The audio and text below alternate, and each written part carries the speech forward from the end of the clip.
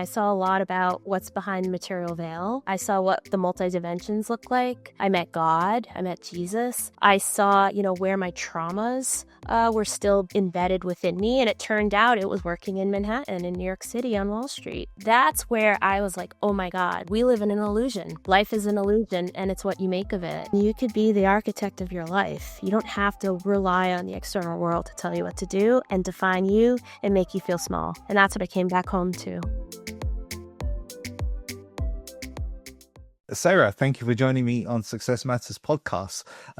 You've had quite a journey from corporate to now really doing your own spiritual-based coaching and support. So let's start with your corporate journey. You were an investment banker and had a quite a long career there, and then moved roles a number of times. That's right. Yes. Thank you, Sanjay, for having me. And hello, everyone. My name is Sara Roccisano. So my old career, about 20 plus years in New York City. After graduating university, moving right to Manhattan, downtown Manhattan. And I started out as an investment banker on Wall Street. Right. And I worked at a top-tier global investment bank covering the financial institution sector. So that's the insurance companies, banks, financial technology, especially finance, and asset managers. And so that was a pretty interesting ride, especially living through the 2008 financial crisis as a banker Right. and watching the world kind of come to a collapse. But after that, I was able to transition into my love of where I wanted to really pivot my career into was renewable energy. So from the focus of financial institutions, I then moved on to the renewable energy investment banking team. And then onward, my career took me to international energy companies, consulting, government, and private equity as well as I grew out that renewable energy career. Wow, that's quite a big change. When you were in the investment banking space, this was pre the crash. I mean, that was quite it still is an intense business, right? But the expectations on investment bankers was very high in terms of bringing in the money and bringing in the customers and the like. How intense was it for you, and what difference did that financial crash make to the way in which things operated? Yeah, it is an intense gig for sure. And I was able to last for a good decade, which is sometimes a little hard for people to stay and rise up in the ranks. And so, yeah, I mean, you're talking sometimes all-nighters, kind of turning a pitch deck around, getting it to your, higher ups for review the next morning on their desk before they get there. Yeah. Always trying to win business and win, the deal, whether it's an M&A deal, raising equity, doing debt transactions and the like. So it was an exciting time. We were the top team on the street at the time in the FIG space, and so we really got to see a lot of global activity. And so it was really an interesting time to be in New York City as a banker, pre-2008 financial crisis. And then we had the front row seat because all of our clients were the first impacted by the downturn. The economic crash, the financial crash, I should say. They were the banks, right? They were the asset managers. They were the insurance companies. So we were quite busy in a different way because it was such unprecedented times. And so our kind of expertise and understanding of markets and advisory really kind of kicked into high gear, when the clients came calling and said, oh my God, I see red on my screen. What do we do? So it's I definitely write a book about it. Yeah. Yeah, you should. It was quite a roller coaster, right? I know it's quite some time back now, but the impacts are still felt almost to the day, right? Today. So then your renewable energy, what was your interest in that, and why did you want to pursue your renewable energy? Way back when I was in college as a freshman, we're talking 1998, I sat in on an extracurricular talk given by an author who was touring colleges at the time. And he wrote a book called The Heat Is On. And he also wrote a book called Boiling Point. And at that time, he was talking about climate change, but he was using the term greenhouse gas effect. Yeah. And nobody really was paying attention at the time to what this meant. And technology was so nascent and, very far removed from implementation back then. We're talking now, 30 plus years, I think, right? 1998, 2025, crazy. I was an engineer studying operations research, industrial engineering, and so for me, I love nature, and I saw this as an opportunity as a freshman. I said, it's important to be efficient and optimize our energy solutions in a more renewable way, where we're really honoring the environment. And rather than relying on a fixed, finite, energy source that is coal or oil or natural gas, Yeah. why don't we just use something renewable that is a free input, right? Raw material of the sun rays, and the Hmm. wind, and even water is more or less a free input as opposed to extracting your traditional gas and oil out of the ground. So for me, it made a ton of sense. You're saving the environment, you're using a renewable source, and there's a money making opportunity here. So I was Really? thinking as a capitalist back then. I like to think of myself as a tree hugging capitalist, more so than an eco left progressive. And so that in my head, it felt like a good way to look into how to mitigate, putting in carbon dioxide into our atmosphere while we're cutting down trees, right? Trees are really the lungs of the earth that take in the carbon dioxide and bring out the oxygen. Same with the ocean. But since we're cutting trees down so quickly, we do need other solutions too. And that, I thought back then, I identified that as an opportunity. But that opportunity didn't really present itself until 2011. So I waited Yeah. 13 years to transition into renewable energy. Right.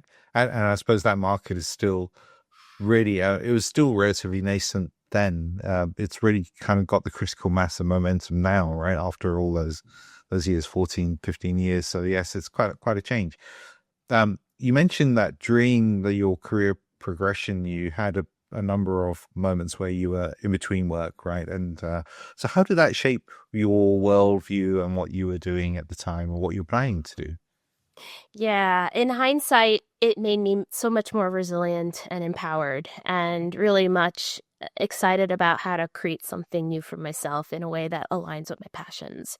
The 20 plus year career I just kind of described, all in New York City. I was my own breadwinner, and I owned a very expensive apartment in New York City in Midtown Manhattan. So, because I transitioned into renewables, it was a nascent, still a new upcoming sort of industry. And the energy markets, as you may know, are always kind of very fits and starts. Mm. There's a lot of volatility in the energy space and the utility space. So, with a new kind of novel approach, bringing it on to industries that are very resistant to change, such as the financial institutions industries, energy, utilities. There's a lot of inertia and a Mhm. lot of kind of quasi monopoly. And Yeah. so there's resistance, even though there's a lot of good talk about bringing it on. So in itself, that brings on volatility in jobs. So yeah, once I kind of made that shift from financial institutions that focused on the FIG space and into the renewable space, it was like night and day. Right. I had lost my job 3 times in that career progression. But looking back, all in all, I still worked on $30 billion of deals, of which I closed 40%. So we're talking about 12 billion of a hit rate. Right. But losing my job and looking for work, at one point, I was out of work for 2.5 years with that mortgage. Um, it really forces you to double down on, is this something you want? And where are my strengths, and how to advocate for myself, and how do Mhm. I really just keep moving forward and having hope where hope feels, kind of lost. Yeah, that's 3.5 years is a long time, right? And I suppose at least you had some sort of buffer given the sort of work you were doing beforehand. Um, so was that the moment you kind of decided to pivot and do what you're doing now? So 2016 was kind of the middle of that period of 2.5 years of out of work, and I was hitting a pretty dark spot in terms of my optimism. I was at the point where I was applying to jobs in Uzbekistan for the Asian Development Bank, and they were saying, if you get this job, you got to wear a bomb helmet and your bomb suit and go out to the power plant out there, and you get close protection. I was like, I don't care, I need a job. Right. So it was kind of getting to that point where it was like, where can I be hired in the energy space? Because it was still, even then, nascent. We're talking almost 10 years ago now. So to kind of get me out of the, you know, I guess feeling sad that I keep getting rejection letters and not advancing far in interviews. making that transition as a fake banker was a hard one. Didn't have much energy experience. I had a little bit, but not much. So what I did to help mitigate that kind of frustration and lack of hope was create my passion project, Emboldened Adventures. I am a world traveler, and I allowed travel to be kind of my natural elixir to help me get through the intense kind of career that I had in New York City. The Hmm. hard work hard, play hard in a city that never sleeps, and the energy can be a lot for some people. And so my way of kind of mitigating and offsetting it was traveling and scuba diving and seeing the world, because they couldn't get me underwater, right? You can't get me on an iPhone there.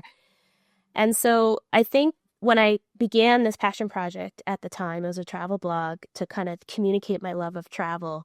That's where this kind of became something. Hmm. I continued to use it as a fun blog. I learned a bit about podcasting at the time. I mean, this is all beginning stuff. And it actually helped me land my job at Centrica, which we talked about, because the hiring manager really liked the kind of the go-getter nature, the Hmm. applying myself and trying something new, creating my own business. This is an LLC. This Yeah. is a business laboratory in some ways. So, then I kind of put it on pause. I climbed Mount Kilimanjaro, went back to the corporate world, and then I hit the breaking point again in 2019, which is where, my new story begins. Hmm. So I've taken Emboldened Adventures and I'm now transforming it into something real. And we could Right. definitely go into that. Yeah, let's do it. So what is this new thing that you started creating in 2019, and what are you doing now? So now I'm an author.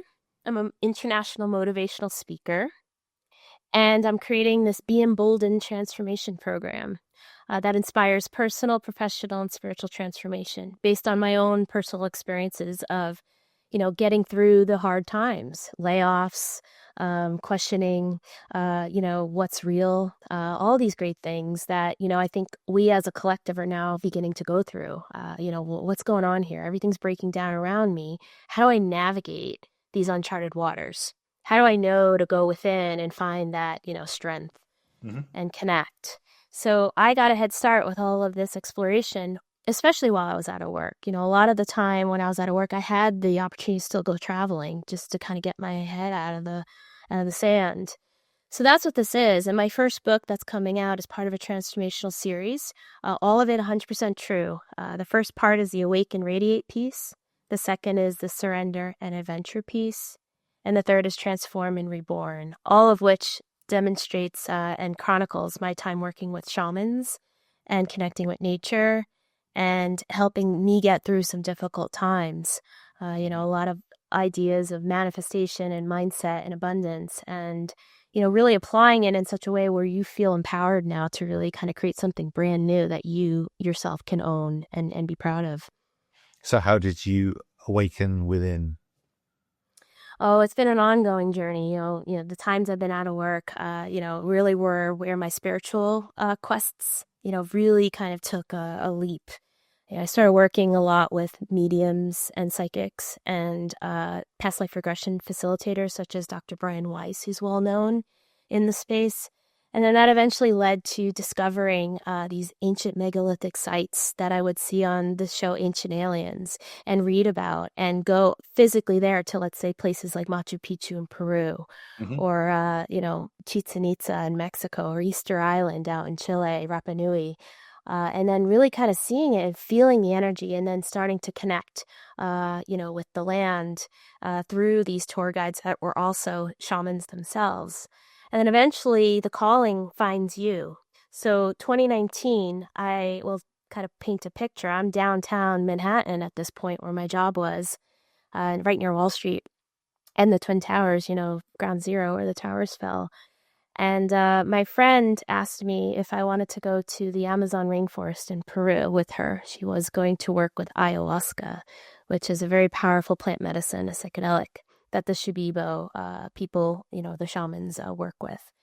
And at that time, I was already going to go to Morocco for a bachelorette party, but I said to her, if I get laid off, I'll come with you. And Uh-huh. there were rumors that it was going to happen, but I didn't think I was going to be hit. And then sure enough, within a week of saying that, I laid off. Right. I was the last one on the list and I wasn't supposed to be. So I had to put up or shut up. And that's when I said, okay, I got to start learning about this. I don't even know where to begin because I never touched a drug. I never touched anything, intense. Never did psychedelics. So what the heck is this, man? 7 ceremonies, and it's one of the most potent psychedelics you'll find with shamans in the ceremonial setting.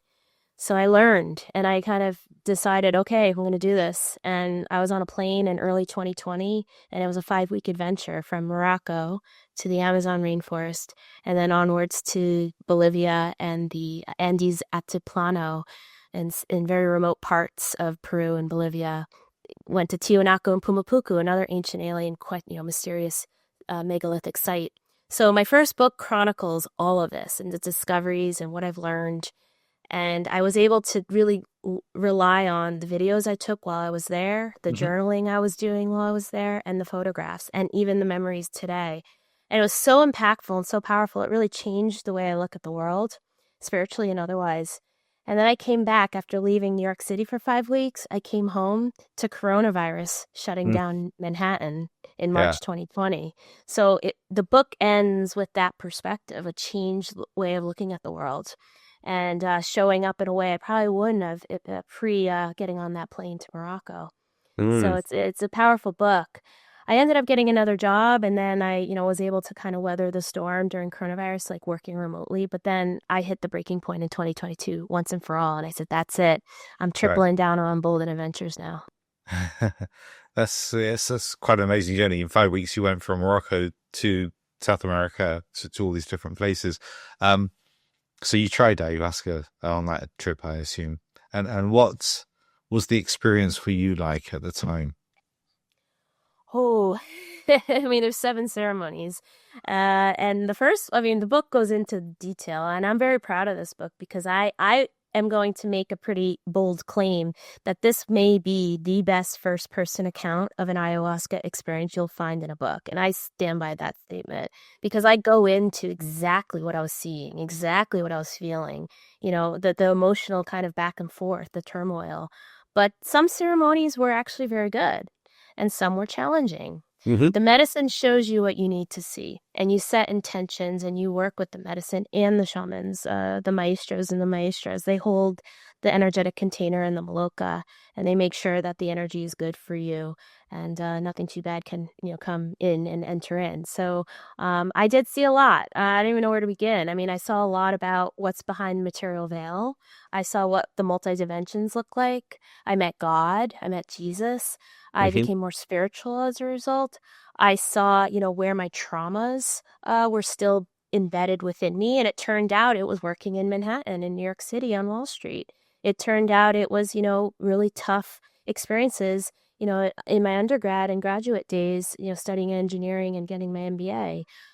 It showed me the Twin Towers collapsing again, 9/11 Well, repeated all over again. And it showed me some secrets about what really happened. I mean, the medicines are tattletales. And that's where I was like, oh my God, we live in an illusion. Life right. is an illusion, and it's what you make of it. Hmm. And it's all about energy, and it's all about raising your vibration. This is all like, new age spiritual woo woo, but no, this is what the medicine showed me. Your vibrations, right? Love, authenticity, is the most powerful thing you can. I get goosebumps just saying that's That, validation. So it's yeah. all about your mindset. It's all about beliefs. It's all about knowing that you're connected to the ground and connected to source, Hmm. and you could be the architect of your life. You don't have to rely on the external world to tell you what to do and define you and make you feel small. And that's Right. what I came back home to. I've since one of my previous podcasts had mentioned that she'd done this, I started to research it somewhat more and have read a number of people's accounts. Probably not detail. Many don't go into the detail of what happened, but what they do say is they come out the other side, almost in some cases stripped of the ego, stripped of some elements, and have much greater clarity on the world that they want to be in or the world that they want to create. So I'm assuming that's kind of also what you say.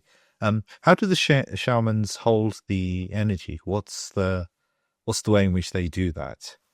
So I've had the fortunate opportunity to work with ayahuasca more than this one time. I worked with it here in Connecticut, and I've worked with it in Ecuador just recently. And so the shamans are all different. They come from different lineages and different, I guess, I guess Colombia versus Peru versus other indigenous places. But what typically they do is they protect the space, as I mentioned. They clear the energy of anything negative that's not going to serve. And they are in the multi dimensions. So they can literally see what's going on with you in the circle, what's going on more broadly, how to connect with the medicine. But they don't do the work. They just usher in the medicine to show up and provide the container. They sage, they Palo Santos, they drink tobacco sometimes. Tobacco is a hallucinogenic, and sometimes they drink the tobacco. They play the rattles. They sing. They sing the songs of the plants, which are known as Icaros in the Shipibo tradition, which is in Peru and the Amazon.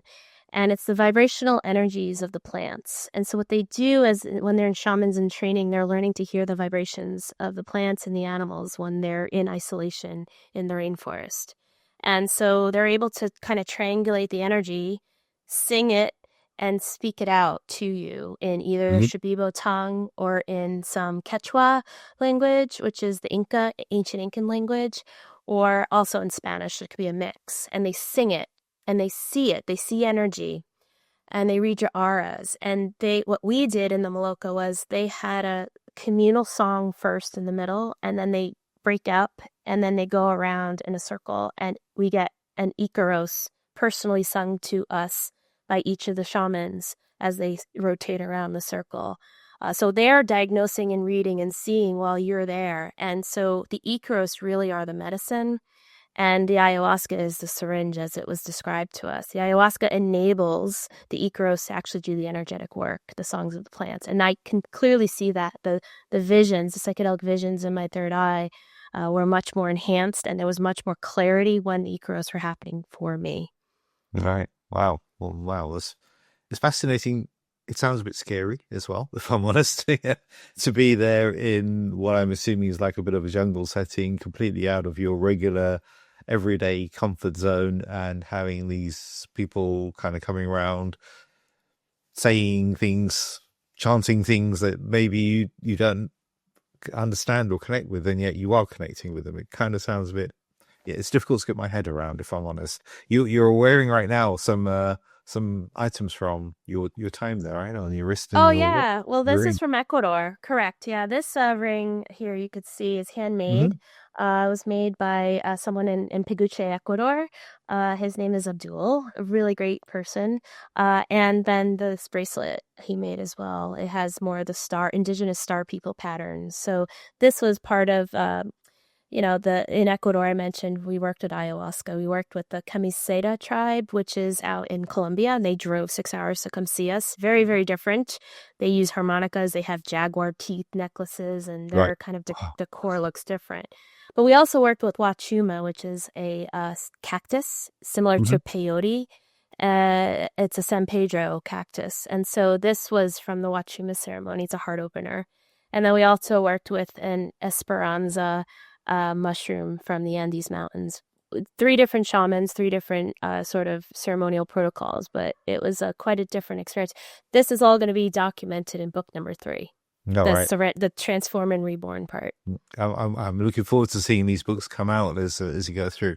So you've been on a journey from engineering, which is very black and white, formula based. If you can't see, you can't measure it, it doesn't exist, to investment banking, and then to this world. What have people around you said about this change in you, and the path you've taken? Well, it was a healing path, number one. And I was just on the phone last night with one of my priestesses. She's trained with the Mayan medicine women in Belize and Guatemala, and she lives in Colorado. And she was one of the people to help me in my healing process. That's in book 2, the surrender and adventure piece, where I hit my breaking point. I quit it all and went out to California and Colorado to work with these women's circles. And she even commented last night, she goes, Sarah, you look healed. You look amazing. you're radiating, you're authentic, you're your unique self, you're confident, you're in your power, you're embodied. Hmm. And that's what's changed, right? It's not this neurotic stress of New York City and I gotta get it done and I'm ready to punch someone in the face and like all this crap, right? Do, go, B, and then yell at each other, right? Toxic work environments. This helped me kind of bring myself back to self Hmm. and my discovery process. So this is my own personal transformational story, and I've documented it well because when I first started my blog, that's what I was doing. I was preparing myself for the success when it was time to strike when the iron's hot. All my journaling has really kind of set me up to be a writer now as opposed to an engineer. But I Mm. will say a lot of my engineering discipline, I absolutely loved engineering school. I went to engineering school at Cornell University up in Ithaca, New York. Hmm. And it's a very tough school. It's one of the top ranked schools in the world. Yeah. And a lot of what I learned was like theoretical physics and Mm. advanced math, proper principles and, advanced calculus. And all of those things I learned made it foundational for me to see it in the realms with the plant medicines, the psychedelics. So I was able Hmm. to understand dimensionality, multidimensionality, the concept that time is always in the now, Mm. theoretical physics concepts like Schrodinger's cat, Yep. right? Quantum Hmm. physics, all that stuff.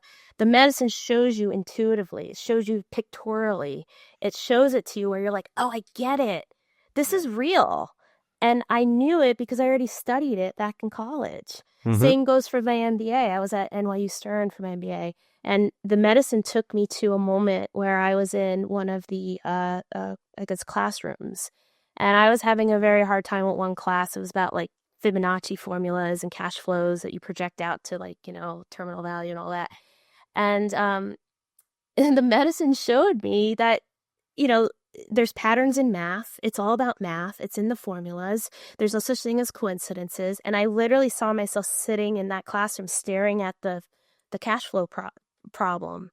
And I realized that's where God is. God's in the patterns. Right. So it's so intelligent, the medicine, and she comes in a form. Mama ayahuasca comes into form as a Native American woman with feathers and green ferns, beautiful, beautiful. She shows herself. Mhm. And the medicine knows what you need. And you guide the medicine with your intentions. And so she was able to, I guess, pictorially show me from what I already knew from school, the concepts of school and the concepts of, even the feelings I had in very high stress work situations. Again, it was clearing my traumas. And I realized the trauma was from work and school and New Right. York City. Yeah. Wow. Yeah. This is amazing. So, as you've been on this journey, um, yeah, when you left university, you had your engineering degree, you made it in investment banking. You probably thought, "Wow, this is it. I've made it. I'm successful. Look at this." What does success mean to you now? Well, success always meant to me deep down inside. That still soft voice, that intuitive knowing, always knew that it meant that no one can control me. I'm in control of my destiny, that I'm in charge, and I'm going to allow for it to unfold in a way that benefits me and really helps me learn and grow. And Hmm. I don't need to answer to a boss. I don't need to like worry about like a performance review, at the end of the year and like do all this dumb crap that doesn't mean anything at the end of the day. Yeah. Like your title, the corner office, your LinkedIn post, like that stuff doesn't mean anything. It's hollow. And Mm. all it is just compare and contrast in a scarcity mindset, not an abundant mindset. And it invites competition, it invites toxic work environments, it invites people to, stab each other in the back just so they can get more. Hmm. And for what? That you close the deal, that you tried working on a project that never ended up seeing the light of day, but you devoted 6 months of your time to it. For what? You get laid off and then Mm. you got to look for another job. And, it's just the hamster wheel over and over again. That's not fulfilling. So that's not success. I don't care if you made, $3 million last year in your stupid bonus. That's not success to me. Mm. What did you do to get that? Who did you have to hurt to get that money in some ways? Not always. But from what I could see, there was a lot of cutting corners and not being nice to one another, and Hmm. that environment invites that behavior. So I don't think that's success at all. I think what I'm Mm. doing now is staring at, this void of possibility and say, I'm the manifestor of my creation. Like, I could do this, and I'm leveraging everything I learned and all the resilience and the kind of lessons I learned from lack, from not having a job, from persevering and pushing forward. The number of interviews I had to do over and over again, and informational interviews and self-advocacy, right? Hire me, here's my resume, look how great I am, all that crap. It allowed for me to become a public speaker. I Right. put myself on stage in a speaking competition and I placed fifth without ever really giving a speech before. I mean, I gave one, like, right off the, whatever, the script I wrote, that's one. But I literally got on stage with a microphone and I practiced and practiced, and I gave two speeches to people I never met before. And Right. why was I able to do that? Because of all the experiences I had leading up to, right? The Hmm. advocacy, the constant showing up, getting off the horse and fighting again.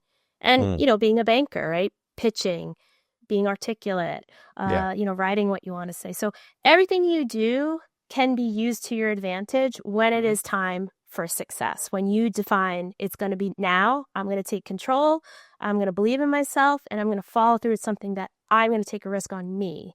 And I'm going to let it unfold and reward me, knowing I have all these great skill sets I can continue to leverage while I do it. Yeah, that's very inspirational, Sarah. And you are absolutely radiating. Yeah, I could feel the radiation coming through the screen here. I have a question. I have a tradition that I ask a previous guest to ask a question for my next guest. So my last guest asked, what do you do to get away from things? Get away from things. Hmm. Well, I I guess feel go like you probably travel. don't need to now. You go travel. You're right. You connect with nature. You walk around barefoot in, in the soil. Connect with the sun. You do your, manifestations and your affirmations. You drum. To get away from it, you probably want to go toward it if it's something that is, your success path. So, more power to you for going toward things and being brave in that endeavor and resilient and believing in yourself. But to get away is an indicator that something's misaligned and it's time to like take a deep dive and look within and say, okay, well, how am I going to fix this? That's true. That's true. It's yeah, you should be moving towards things, not trying to get away from things. That's absolutely true. So, you mentioned also, like, as you were talking about getting towards something, you mentioned higher frequencies. So, for someone like me who hasn't had the experiences you've had, how do I find my higher frequency? Singing, um, hugging, finding things you're grateful for and saying them out loud. Like I say my gratitudes. One of them is thank God I left New York City. Thank God I finally was able to sell my apartment. I'm grateful that I was able to change my life. I'm Hmm. grateful for the people around me who are helping me in advance into the dream that I have here with this big launch. Um, I think that's where the vibrations come. You can feel it. You're like, I'm excited. All right. Um, this is raising your vibration, singing, dancing, connecting, having fun with friends, finding that genuine passion and connection and not being part of the robots, Yeah. in the rat race of the matrix. Because that's designed to dampen your soul and make you feel disempowered. Because that's what they want. They want you to be disempowered and, good little worker bees who listen to everything the external government is telling you. Hmm. And what the external world wants you to believe is that you don't have agency and sovereignty. And so you need to give your power away to the authorities because they know better than you. And Hmm. that's when your vibration lowers because you're in a state of fear, a state of Right. anger, a state of competition, a state of lack, a state of Mm. scarcity, because the system sets it up in such a way where you can only have so much. But you also constantly need to be going and going and going to continue to maintain that lifestyle. So reject it, say, screw it, I'm not believing in it.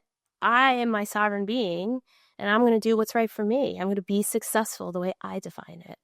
And Mm. then all of a sudden, you're off to the races with your vibration coming up. You're like, yes, I believe in myself. I'm going to do this. Forget them. Yeah, that's good advice. Do you have a question for my next guest? Sure. What does the word embolden mean to them? What does the word embolden mean to them? Okay. What does it mean to you?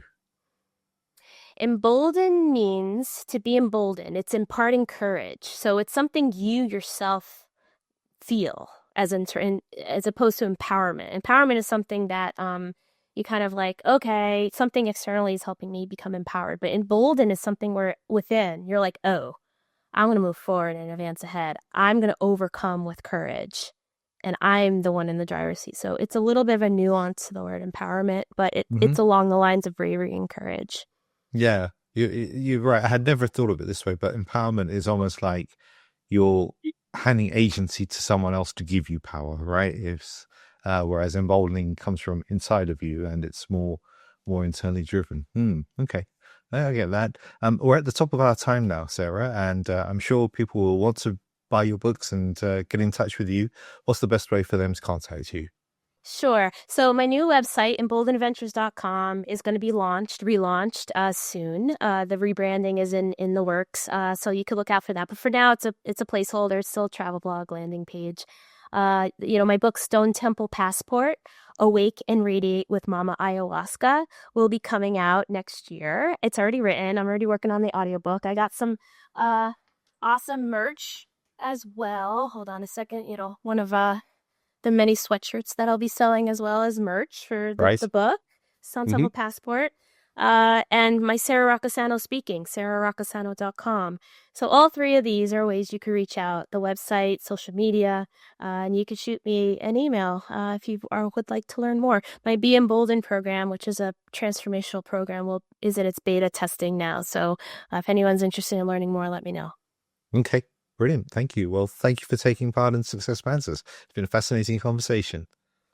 Thank you for having me, Sanjay. It's a pleasure, and I enjoy speaking with you. To find your success, contact me at info@successmatterscoaching.com. That's info@successmatterscoaching.com.